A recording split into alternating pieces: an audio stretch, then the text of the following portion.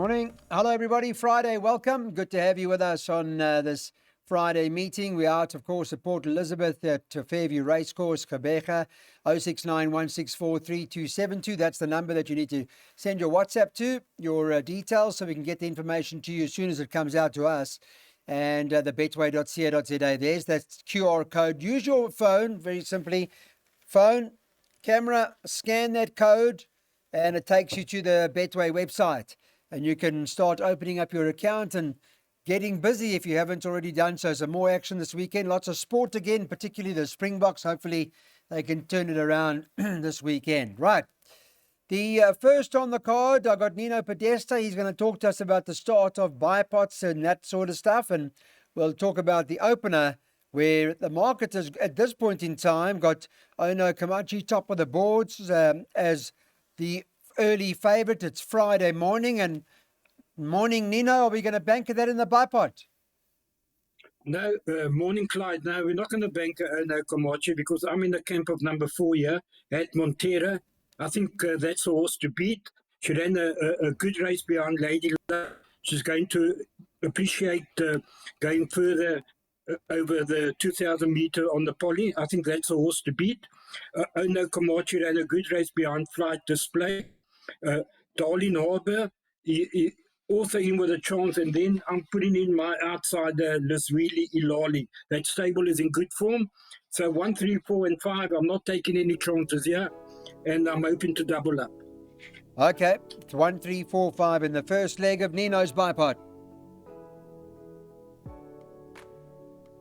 All right, back with us now. Let's go on to race number 2 on the card and see what the situation is here. Reminder that it is the start of the place accumulator on this 8-race program. And this particular event is a maiden, but it's an open maiden. It should run at about 1:30. Now, Desert Cloud comes back to the track, and they'll obviously be hoping to make up for it. Desert Cloud's last run perhaps just needed it, and does, for me, look to be the obvious one. There are obviously 1 or 2 dangers in the race. Nino Podesta's on the line. He'll obviously share some of that information with us, but there's a lot of talk on the ground now about Desert Cloud, Nino. Yes, Clyde, she was unlucky in the last run. They believe she should have won it. I didn't watch the race, so I don't know what happened in the race. But apparently, she was unlucky not to win. But now she's 4 kilograms worse off with a horse called Budelia that ran about 3 lengths behind her. So there should be nothing between the two. But again, in this race, I'm in the camp of number 2, Clyde, Golden Elixir. I'm hoping for a quick fire double for Muzi and the Kelly Mitchley stable, race 1 and 2. I think the drop to the 1200 is perfect, and she brings some very strong Joburg form. So that's my first choice. Number 2, Golden Elixir, to beat number 5, Budelia, and then I put in Desert Cloud for third. Yeah, it's very interesting. Muzi had the ride on Desert Cloud last time, and he's now on Golden Elixir. 125 in the first leg of the PA. We've got a few bankers in this place accumulator. Nino recommending 18 Rand. Okay, Bandmaster comes to the track now for the second time, well, to Gqeberha, that is. And that last start of Bandmaster was beaten 2 lengths to Party Girl. Not a bad performance at all for his local debut. And Calvin Habib now gets the ride on number 2, Bandmaster. 1, Peeb d'Oro. Well, he always seems to be consistent, this fella. He's not too far back when he tries to put it together. And, well, Louis Mekotwa has taken the ride again. Last time he only went down a neck to Bright Future. And that, of course, was over the 1400. This particular event's back in the 14, and it's on the poly. In terms of its course and distance, he's had a couple of goes. Earned some money once out of twice, that is, Peeb d'Oro. But the talk I'm getting is that Bandmaster is the right one. Nino, what do you think? I think Stand Up is the right one, Clyde. If you have a look at the last run, course and distance, he ran a neck in front of Peeb d'Oro from similar draws. He's now 6 kilograms better off. So I can't see Pipe the Order reversing the form with stand up. It's going to be very, very difficult. Bandmaster is a 5-year-old, so I'm strong in the camp of number 3, Clyde, stand up, and that would be my strong selection to win the race. And Okay. a banker in the PA and the bipod. So you're very keen on stand up. There we go. Thanks for that, Nino. Stand up is Nino's pick 6 banker. Well, he's one of two. He's got a pick 6 banker right at the back there, number 1 in the last leg. And remember, this from Nino's perspective is just a skeleton recommendation. Please add on if you feel it necessary to do so. And if you don't, it'll only cost you 60 Rand. On to race number 4 on the card we go now. This is a handicap, 1400 at the 83 level, should run at about 22.3. There would be certainly quite a few that have got chances in a race like this, with particular reference to a horse like perhaps number 3, that is Priscilla Maisie, who's with the Jean Nel stables, only had a couple of starts her last few, and out of the 2 starts, she won her last. Chad Little rode her then, and he's riding her again now. And she must have another claim, but I suppose there are a few more. You might have to dig a little deeper in a race like this.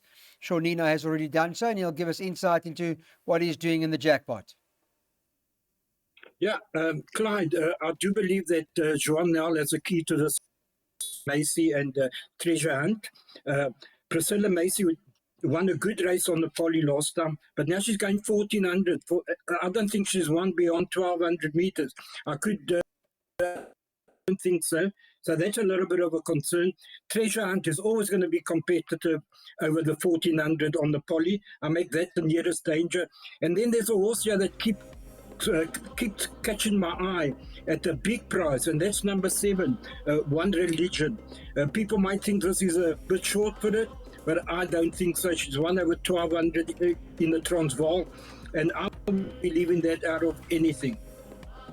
Thank you for that. We're putting One Religion in our play today at a decent price. Nino's jackpot, 3, 5, 6, 7, 8. By 2, 3, 6, by 1 and 6, by 1 and 2. Race 5, handicap at 100, the 100 handicap that is. Again, it's for the girls, fillies and mares. And again, it's over 1400 meters. It runs at about 3:15.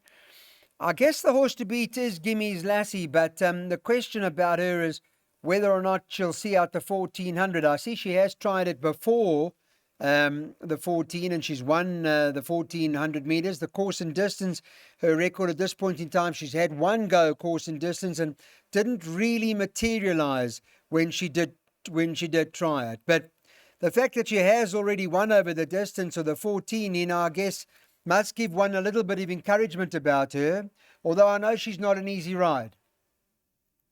Yes, absolutely. But she's going to have to give Enchanting Choice 4 kilos. And the only concern with Enchanting Choice is that she's going on the surface for the first time. If this was on the turf, I'd make her close to a certainty.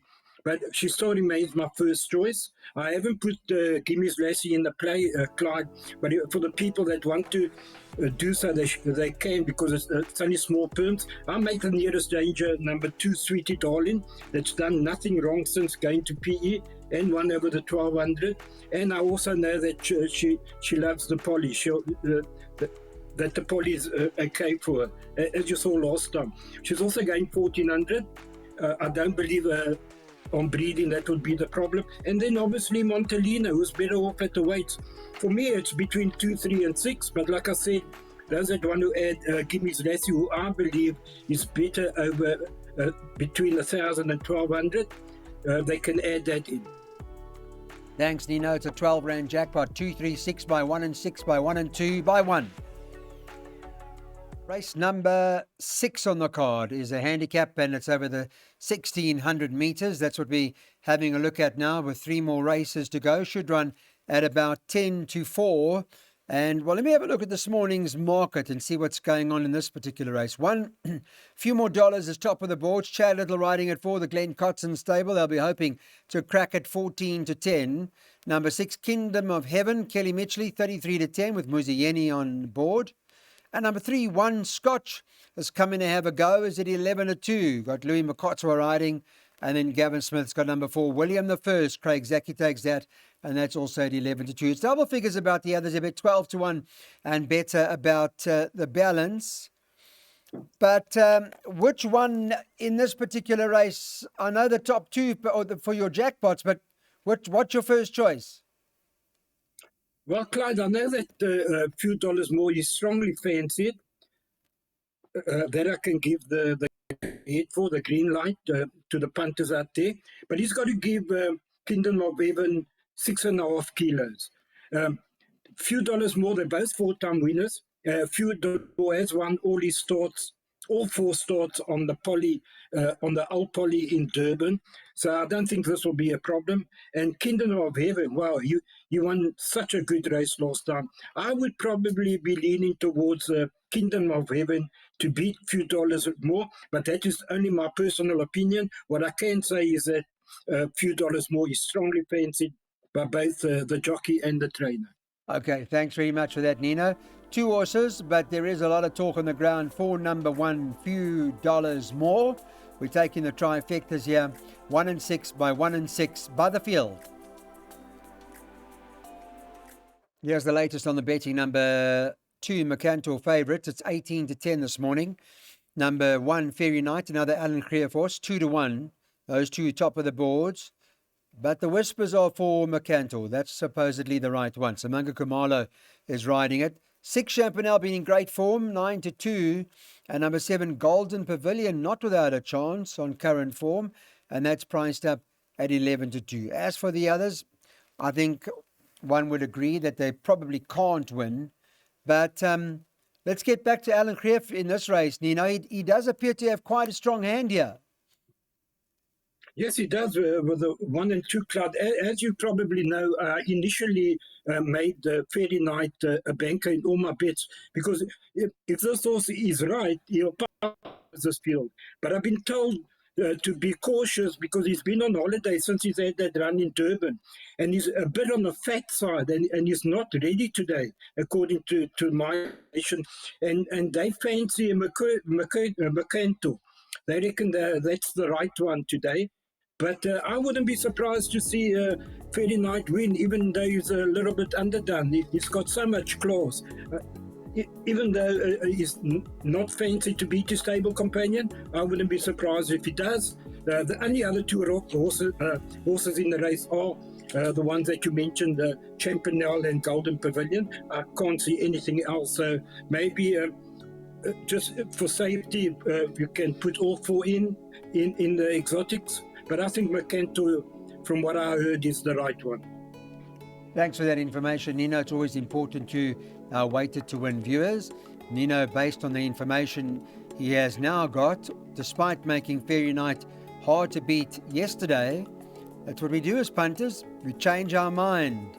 And as a result, we're taking boxed exactors 1 and 2. Now let's go on to the last one. Hard to beat this favourite. Lots of talk about Royal Kingdom, a winner of his last start. He obviously his debut performance was in Kabeja. And second to Direct Hit. Top horse, as you know. His next start, he ran in the placings to King Prawn. And then he was put away for a few months, came out in May and trotted up. So he does look like he'll take a power of beating. Samanga Kumalo is riding him. And this is over 1,000 meters as the final race on the card. It's on the Poly. Yeah, it's drawn a little wide. I suppose that if there was a concern, would it be the draw, Nino? Yeah, that a slight concern. That's the only slight concern. But with all due respect, that's not a very strong field. And the run behind Direct Hit and the run, excuse me, Clyde, behind the King Prawn, I think he'll take a power of beating. This is my best bet on the card and the banker in all bets. But like you say, the draw is a slight concern. The only danger I make is number 2, Winter Warfare. Royal Kingdom, hard to beat in the last from Nino Podesta. Thanks everybody for watching Betway's Weighted to Win. Much appreciated, and hope you have a fabulous Friday.